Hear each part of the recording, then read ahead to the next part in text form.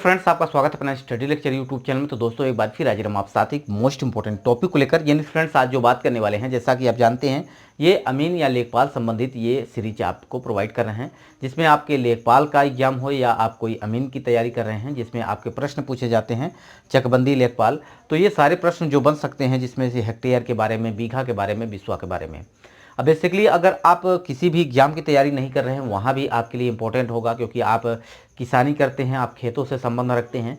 तो आपको ये भी दायित्व बनता है कि आप अपने खेतों का क्षेत्रफल या उनको आप अगर रकबा निकालना हो तो आप कैसे सीखेंगे।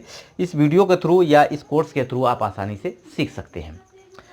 फ्रेंड्स, इसके पहले हमने आपको बताया था कि अगर कोई भी ज़मीन है जो कि आपका अगर कई लोकेशन पे है, जैसे कई गाँव में है, बाहर है, तो क्या उस ज़मीन में जो गाटा नंबर दिया रहता है, आपने खतौनी में देखा होगा गाटा नंबर या खसरा नंबर, तो वहाँ पे अलग अलग रहता है। तो इसका मतलब क्या होता है, इससे संबंधित हमने बहुत सी चीज़ें उसमें बताई है। तो वो वीडियो जाके देखिएगा, प्लेलिस्ट में मिल जाएगा आपको, ठीक है। वो प्लेलिस्ट आपके नाम की होगी, अमीन या लेखपाल की तैयारी से संबंधित। तो वहाँ पर आप ज़रूर जाके देखिएगा।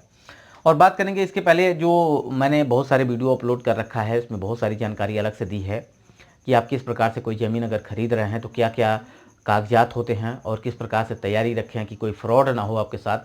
तो बहुत सारी चीज़ें हमने ऑलरेडी कवर कर रखी हैं। अब यहाँ पे देखिए, आपको लोगो दिख रहा होगा मनुस्था लेक्चर्स का, जो कि ये नया चैनल है। इसकी लिंक आपको नीचे मिल जाएगी, जिसमें हमने आपको बहुत सारी चीज़ें बताई है। आपके प्रश्नों को, जैसे कि आप कमेंट में प्रश्न पूछते हैं तो उस पर मैंने वीडियो प्रोवाइड किया है। साथ ही साथ ऐसे वीडियो बहुत सारे मिल जाएंगे, जिससे आपके प्रश्नों का भी जवाब मिलेगा जो आप जानना चाहते हैं। अगर आपके प्रश्नों का जवाब नहीं मिलता है तो आप नीचे कमेंट बॉक्स में ज़रूर पूछेगा, और जिस पे मैं आपको वीडियो भी प्रोवाइड करूंगा उसी चैनल पे। तो जाके विजिट कर लीजिएगा और सब्सक्राइब कर लीजिएगा चैनल को। अब फ्रेंड्स, पहले बात करें हेक्टेयर के बारे में। तो हेक्टेयर की अगर हम बात करें तो एक हेक्टेयर में कितना वर्ग मीटर होता है, कितना एकड़, कितना डिसमिल, कितना बीघा, तो बहुत सारी चीज़ें इस वीडियो में कवर करने वाले हैं। तो सबसे पहले हम बात करते हैं हेक्टेयर के बारे में। हेक्टेयर होता क्या है? यानी हेक्टेयर की अगर बात करें तो एक अंतर्राष्ट्रीय इकाई है जो कि आपका क्षेत्रफल बताती है, यानी एरिया। जैसे ज़मीन का क्षेत्रफल आप बीघे में, बिस्वा में, एकड़ में, धूर में निकालना जानते हैं, तो उसी प्रकार से एकड़ जो या हेक्टेयर है, तो इसका आपके खतौनी में जो डाटा होता है वो हेक्टेयर में होता है। बीघे की वैल्यू हर एक स्टेट के लिए, हर एक बात करें जिला वाइज बात करें तो वहाँ भी अलग अलग होती है। तो यहाँ पे गवर्नमेंट ने एक इंटरनेशनल यूनिट जो कि आपका हेक्टेयर होता है, इसको उन्होंने अपनाया और कहा कि जिस प्रकार से पूरे जगह हेक्टेयर की वैल्यू को माना जाएगा, ठीक है। क्योंकि बीघे और बिस्वा की value proper area local value होती है, तो उसका वैल्यू जो कि अलग अलग होता है, तो इसलिए हेक्टेयर की वैल्यू आपकी खतौनी में डाटा में दिया होता है। तो बीघा बिस्वा में आपने बदलना भी सीख लिया होगा, बहुत सारे हमने वीडियो प्रोवाइड किए हैं। अगर आप यहाँ पर जानना चाहते हैं कि हेक्टेयर की वैल्यू ये 10,000 वर्ग मीटर आई कैसे, तो यहाँ से सीखिएगा। ये है आपका कोई खेत या प्लॉट है जिसकी लंबाई है 100 मीटर लंबा है और 100 मीटर चौड़ा है। अगर कोई खेत 100 मीटर लंबा हो और 100 मीटर चौड़ा हो तो टोटल 1 हेक्टेयर होता है। क्योंकि एरिया निकालेंगे तो लंबाई गुणी चौड़ाई, यानी 100 का 100 में गुणा करेंगे तो 10,000 वर्ग मीटर आपका निकल के आएगा। अब सिंपली अगर बात करें तो यहाँ पे आपके 10 खाने दिख रहे होंगे, ठीक है। यहाँ पे कितने खाने? 10 खाने। तो इस 10 खाने में अगर बात करें तो ये जो एक खाना है, एक खाने की अगर बात करें तो ये 10 मीटर कितना है? लंबा। 10 मीटर लंबा है और 10 मीटर ही ये चौड़ा है। यानी 10 मीटर जब लंबा है और 10 मीटर चौड़ा है, तो एक खाने का क्षेत्रफल जो आएगा, क्योंकि आप जानते हैं ये आयताकार या वर्गाकार है, तो सिंपली लंबाई होता है और गुणित आपका क्या होता है? चौड़ाई होता है। तो 10 का अगर 10 में आप गुणा करेंगे तो ये आएगा आपका कितना? 10 वर्ग मीटर, यही आएगा, ठीक, यही आएगा। जब ये 10 लंबा और 10 चौड़ा है तो ये आपका क्या होता है? एक एयर होता है। यानी एक एयर की वैल्यू अगर बात करें तो एक एयर बराबर, एक एयर की वैल्यू जो होती है ये आपका 100 वर्ग मीटर के बराबर होती है। कितना होता है? 100 वर्ग मीटर। एक खाना आपका एक एयर होता है। इसमें टोटल कितने हो जाएंगे? 100 एयर। 100 एयर का आपका 1 हेक्टेयर होगा। अब एक ये वाला खाना अगर देखें तो ये कितना है? 100 एयर है। अब इस तरह से कितने खाने हैं? 100 खाने। यानी 100 एयर में आपका कितना हो जाएगा? 1 हेक्टेयर। जब आपका एक एयर में आपका 100 वर्ग मीटर होता है, कितना होता है 100 वर्ग मीटर। सिंपल यहां से समझिएगा, एक एयर बराबर आपका, एयर भी आपका क्षेत्रफल बताता है, ठीक है, एयर भी क्या बताता है आपका क्षेत्रफल। तो एक एयर बराबर आपका कितना होता है 100 वर्ग मीटर, ये होता है। अगर हम 100 का इधर गुणा कर दें, 100 का इधर गुणा कर दें, तो क्या अंतर आएगा, कोई अंतर नहीं आएगा।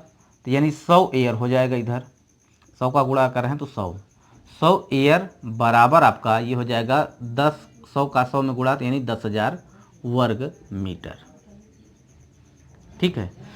अब आप जानते हैं कि 10,000 वर्ग मीटर, 10,000 वर्ग मीटर की वैल्यू कितनी होती है 1 हेक्टेयर। तो आप कह सकते हैं कि 1 हेक्टेयर बराबर आपका 100 एयर। तो सिंपली 1 हेक्टेयर बराबर आप कह सकते हैं 100 एयर, ठीक है। यानी 1 हेक्टेयर की वैल्यू 100 एयर भी होती है। यहाँ से आप समझ गए होंगे। इस पर हमने बहुत सारे अलग से भी वीडियो बना रखा है, जाके जरूर देखिएगा।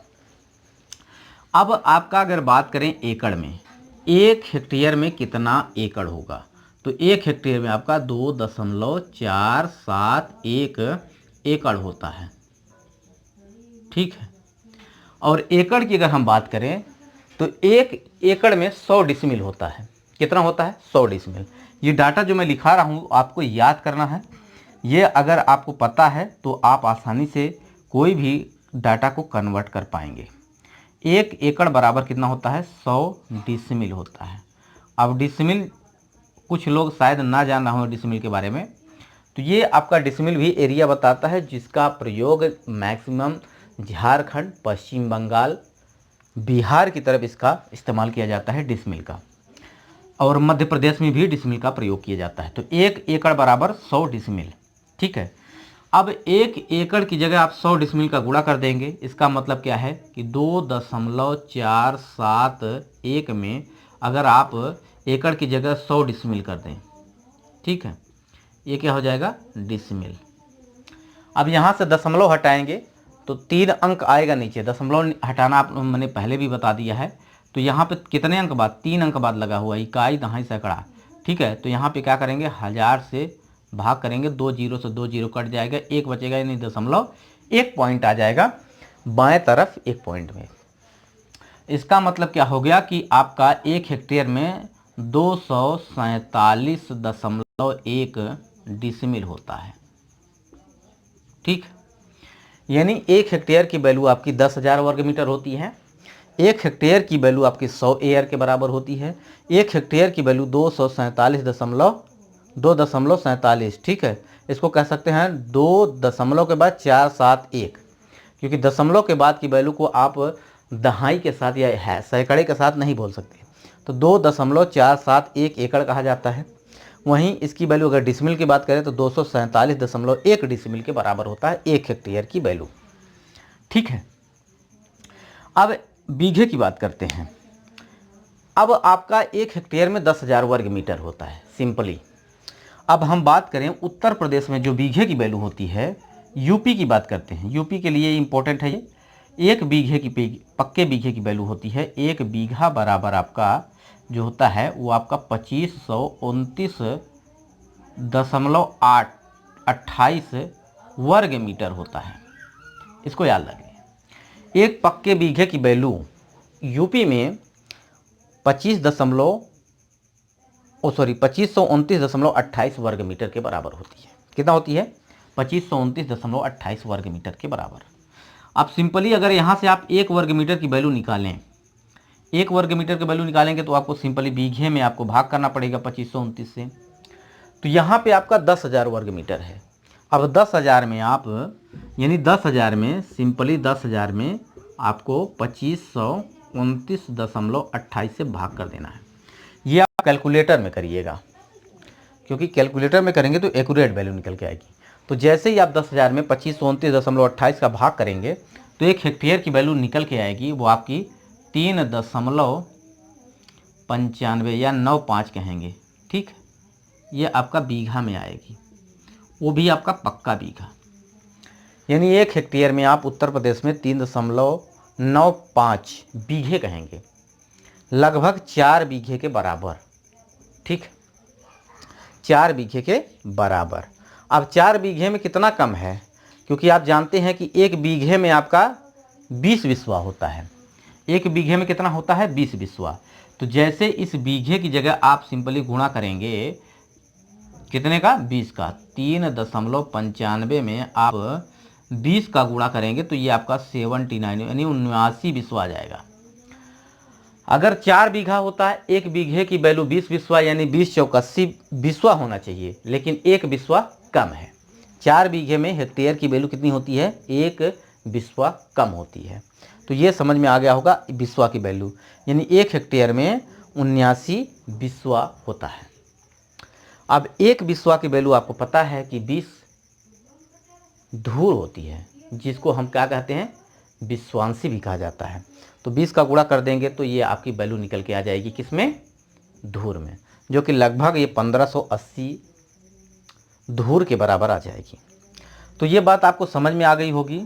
हेक्टेयर किस प्रकार से आप समझ सकते हैं, हेक्टेयर में आपका 10,000 वर्ग मीटर होता है, 100 एयर के बराबर होता है, 2.47 एकड़ के बराबर होता है, या 2.47 एकड़ कहेंगे इसको, और 247.1 डिसमिल कहेंगे, 3.95 बीघा कहेंगे, लगभग आपका 4 बीघा के बराबर। एक बिस्वा कम है, और बिस्वा की बात करें तो 79 बिस्वा है, और धूर की बात करें तो 1580 धूर आ जाएगा। तो ये डाटा आप समझ गए होंगे। बेसिकली मैंने आपको बहुत अच्छे तरीके से समझाने की कोशिश की है। यहाँ ग्राफ में अगर देखें तो कोई भी खेत आपका 100 मीटर है लंबा, 100 मीटर चौड़ा, लेकिन लंबाई या चौड़ाई बदल सकती है, बशर्ते आपको ध्यान रखना है कि आपका क्षेत्रफल जो है वो आपका 10,000 वर्ग मीटर ही आना चाहिए। ठीक है, तो यहाँ से ये बात आप समझ गए होंगे।